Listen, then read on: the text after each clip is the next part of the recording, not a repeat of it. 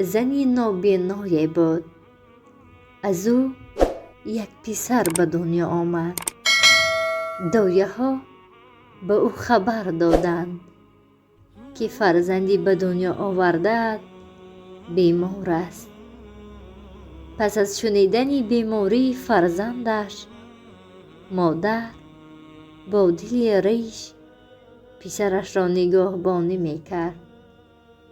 از بس که مادر چشم بینا نداشت، همه مهربانی هایش را با چشم دل افشا میکرد.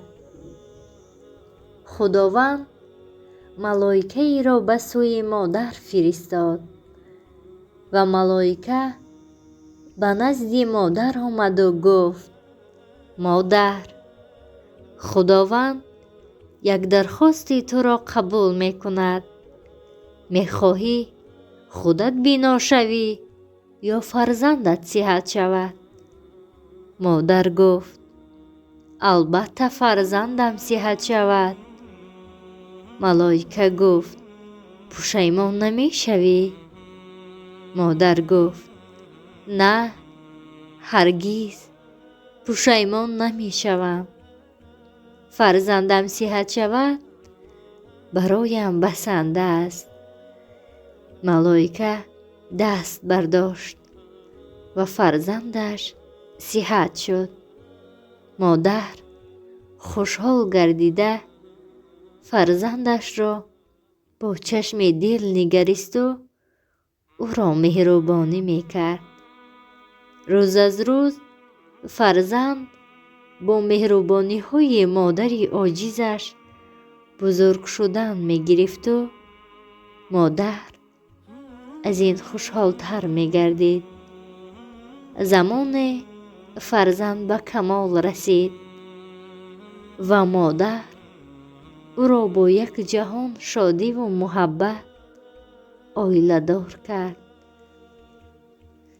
سال و ماه‌ها گذشت و فرزند پیش پای مادر به زانوی ادب افتاد و گفت: مادر جان، چند ماه است سخنی در دل دارم، اما گفتنش مرا سخت آزار می دهد. مادر گفت: تو جگربند یگانه من هستی، بگو اسرار دلت را، من همه درخواستت را می پذیرم. فرزند گفت: همسری من با تو زندگی نمی خواهد و من می خواهم برای تو خانه بنیاد سازم تا دورتر از چشم او زندگی کنی، زیرا از نابینایی تو همسر من طبعش خیره می شود. مادر از این سخنان فرزندی که با چقدر رنج نابینایی به وایه رسانیده بود سخت آزرده گشت و به پسرش گفت: پسرم، تو برای من رنج نکش و خانه مساز. من خودم از خانه برآمده می روم. تو و همسرت با هم خوشبخت باشید برایم کافی است.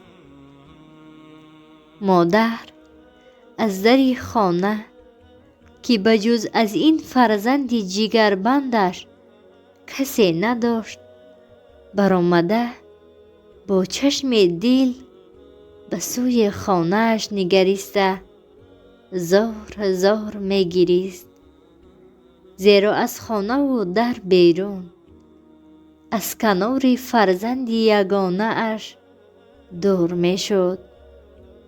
آن ملائکه‌ای که از ابتدا آمده بود باز آمد و گفت: ای مادر، باز خداوند یک درخواست تو را می پذیرد و انیق می گویی که این دفعه مرا بینا کند، چون که اکنون بعد این کار فرزندت و همسرش تو پشیمان شده ای.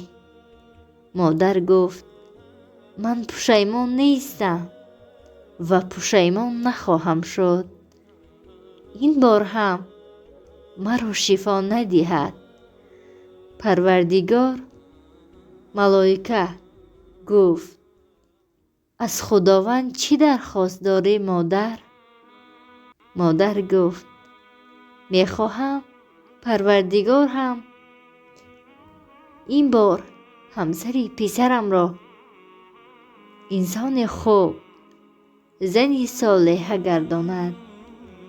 امروز از سببی که من از این درگاه رانده شدم و از این رو در خانه نیستم که او را پرستاری کنم، در خانه نیستم که او را نوازش مادرانه کنم، همسرش را همسری صالحه گرداند تا که نسبت فرزند من جفا نکند، بلکه جگربند مرا پرستاری کند.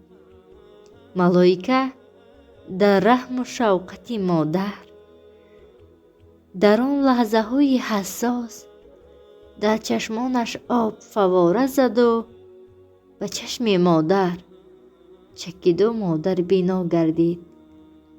ملائکه به چشم بینای مادر نگریسته گفت این رحم و شوقت را تا این اندازه ندیده بودم.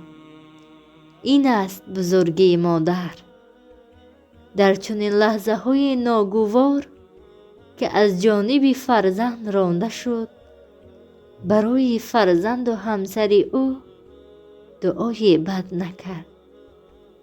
پس باید لحظه به لحظه قدر این آلیه دلسوز و بیکنار را بدانیم و همیشه به قدرش برسیم.